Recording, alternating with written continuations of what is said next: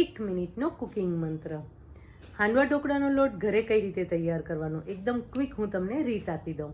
તો સૌથી પહેલાં તો 2.5 કપ ચોખા લેવાના છે, 1 કપ ચણાની દાળ લેવાની છે, 1/4 કપ તુવેરની દાળ અને 1/4 કપ અડદની દાળ.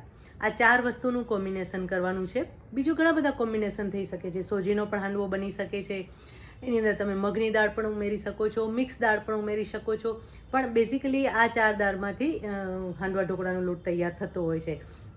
આ ચારે વસ્તુને મિક્સ કરી લેવાની છે. તુવેર દાળ તેલવાળી હોય છે અને જ્યારે અડદની દાળ છે એના ઉપર એક પાવડરનું કોટિંગ હોય છે, તો એને એક કપડાથી સાફ કરી અને એની સાથે એડ કરવાની છે. અને પછી તમે એને મિક્સીમાં દળી શકો છો અથવા ઘંટીમાં પણ દળી શકો છો.